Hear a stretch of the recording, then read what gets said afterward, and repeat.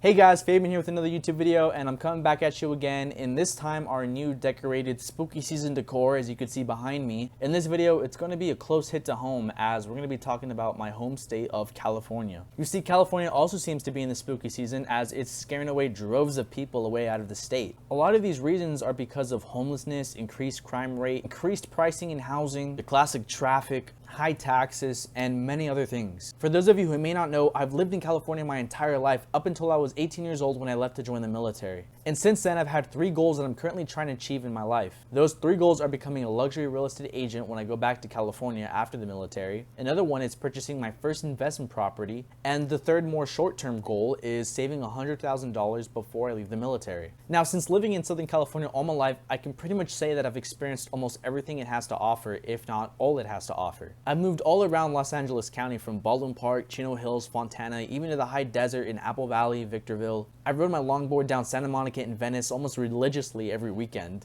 and visited just about every damn museum LA has to offer. I mean, seriously, there's a bunch of museums just scattered everywhere. So it's a sad thing to see all these people leaving California because of those problems. Many influential people who I look up to are also leaving the state as well, which is influencing my thinking that much more that, hey, should I maybe really move back to California? Is the dream still alive, becoming a luxury real estate agent in Beverly Hills? Because you see, 3 years ago when I left, homelessness was still very much a problem, but not as bad as it is today. Housing prices were already expensive, and now they're just getting even more expensive. Traffic is still a bitch, and crime and pollution have just gotten worse along with that. And after everything I just mentioned, and probably more things that you could think of, I am still not leaving. I'm not fucking leaving!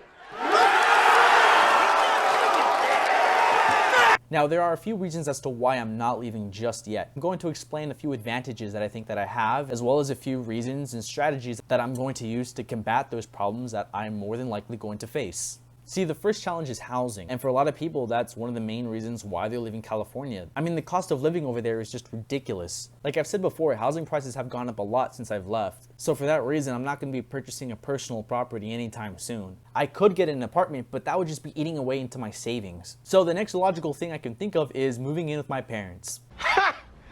Now, I know, before you roast me, just hear me out. By the time I leave the military, I'm only going to be 22 years old. That means I'm only going to be in my early 20s and about the same age that a lot of college students are still living with their parents while they're going to college. So no one's really going to bat an eye that a guy in his early to mid 20s is still living at home. And honestly, these are going to be the only years that I can really do that without getting judged. But with my dad being less than an hour drive away from Beverly Hills, I figure I can just save that money and use that towards my business instead, and save those thousands of dollars that I would have ordinarily had to have planned if I didn't have that option. Now, my second challenge was trying to figure out how am I going to live for the next 3 years of my life. Like I said, California is a very high cost of living. So obviously I need to be budgeting now while I'm in the military so I can be better prepared for when I get out. Because of the saving techniques that I've used in the last video, it's allowed me to save close to $100,000, and I'm still on track to make that $100,000 when I get out. A few expenses that I've already budgeted for are my gas, car insurance, car payment, phone bill, health insurance, a nice suit, as well as extra money that I'm probably going to have to put back into my own business. Assuming I put $40 a month for gas, $90 a month for car insurance, $100 a month for food, $50 for health insurance, $40 for a phone bill, $100 for my entertainment money, $750 for a decent looking suit, and about $100 a month in business expenses, all planned out for the next 36 months, I'll be spending only $16,000 to about $20,000 for those 3 years. Now, if I do get out of the military with $100,000, that's only 1/5 of my entire net worth, which means I'll probably be left with about $80K, and even if anything comes up and I have to spend 20 of that, I'll have at least $60K left over. This is plenty of money that if everything else fails and shit completely hits the fan, and if I don't make a dime from real estate or anything in the next 3 to 4 years, I'll have plenty of money to pack my things and move somewhere else where I will probably have a better opportunity. This is why I emphasize saving so much while you're in the military, because you never know when that money is going to come in handy for when you need it the most. Also, $60,000 is plenty to purchase my first investment property in California if hopefully prices do go down, or if I decide to move somewhere else, then that $60,000 will definitely get me a lot further than what it originally would have had in California. The next card up my sleeve I plan to use when I get out is my VA home loan. You see, with the VA home loan, this allows me to put $0 down as a down payment, and I don't even have to pay PMI or protected mortgage insurance. The VA home loan also offers very competitive lower interest rates than your average conventional loan. And fairly recently, the VA home loan has eliminated all VA loan limits, which means before I could only use a loan for properties of about $700,000 something dollars. Well, now that limit is no longer there, and I can potentially buy something even higher priced. And for a city like Los Angeles, that's definitely going to come in handy a lot. This takes out one of the biggest overhead expenses that I was going to have to pay, which was the down payment. I can now use that money to put more towards the renovations that I'm going to do once I purchase said property, hopefully increasing the value while I'm doing it. Also, the VA home loan is something that I can use again and again and again and again. In my opinion, the VA home loan is a lot better than the free education, and to many that will actually be worth it, or the tipping point as to why they're joining the military in the first place. The next thing that I plan to use to my advantage is my age. By the time I get out of the military, I'm only going to be 22 years old, and this is the prime time for me to make most of my mistakes. I'll tell you this right now, take all the money I have saved up right now, and if I lost it all tomorrow, gone like that, yes, I would be upset, but it wouldn't be career ending. I'd be young enough to where if that happens, I can easily get back into work or do something else or live with my parents and resave that money again. Also, I wasn't even making that much in the military to begin with, so honestly, I could probably save up that amount of money in just half the time, and if not less. This means that if I fail and I don't make anything in real estate for the next 3 years or 4 years or whatever, I can just pack up and take whatever money I had left saved up that I didn't spend and use that and move somewhere else. Another reason why I bring my age into being an advantage is because I have really nothing holding me back. I don't have a wife, I don't have a kids, I don't have a mortgage somewhere else, I don't have really any big payments. The only bills that I really need to pay is my car insurance, my YouTube premium account, and my phone bill, and that's it. This gives me a ton of flexibility, so just in case shit does hit the fan, like I said before, I can just pack up and leave instantly. And another thing that I feel like that's going to help me when I move to California, and as cheesy as it is to say, is the military motivation. You see, when you're in the military, you're taught that the mission comes first and you need to do whatever it takes to get to that mission. Well, in this case, the mission is becoming a luxury real estate agent in Beverly Hills, and by God do I intend to make that happen.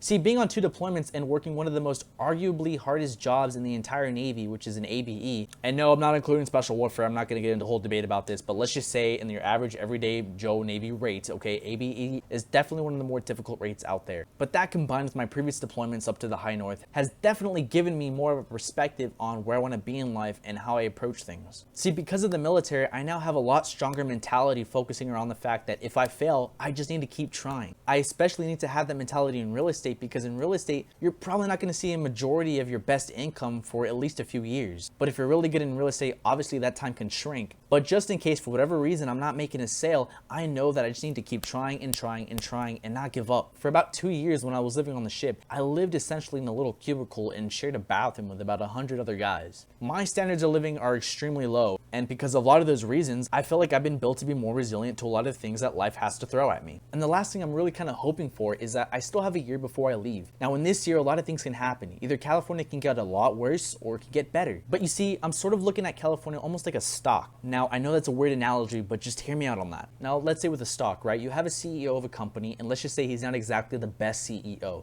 He makes some pretty terrible decisions, and the company has just been going on a downhill track ever since. Well, let's just say that CEO gets fired and a replacement comes to take his place. That new CEO is probably going to fix all the old problems that the older guy had caused, and hopefully he's going to ensure that those problems don't come back up by putting in new policies or restrictions or whatever. And maybe, just maybe, if he's able to do all that and regain the trust of his customers, that's when you'll see the stock going back up and up and up and up. And I'm sort of seeing California just like that. I feel like California can only get so much worse before it finally starts to get better. At some point, all those people leaving are going to really take a toll. The citizens of California are eventually going to vote out all the people in office that they believe are making those mistakes. And hopefully new people are going to be voted in that are going to fix a lot of these problems. And when the state finally starts to turn around, I'm going to be there to take advantage of that turning economy. Now, a lot of these reasons are based on wishful thinking, don't get me wrong. But I feel like because I'm so young, I have the opportunity to have so much wishful thinking. California is still my home state, and I intend on not giving up on it yet. But like I said, just in case, if every turn that I make, there's just roadblock after roadblock after roadblock after roadblock, and I know that there's probably no saving the state anytime soon, well then hopefully the procedures I've already set in place for myself are going to prevent me from taking the blunt force of that. And then at that point, I guess I'm just going to have to move on. I'm extremely curious to see where California is going to be in the next year. And for all those reasons, I'm going to try my luck and try to start my business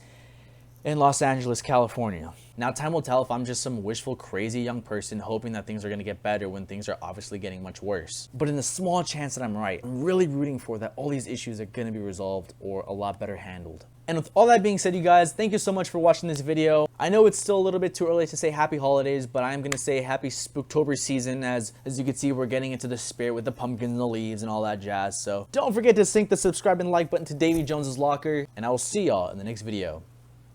Oh, that's cool.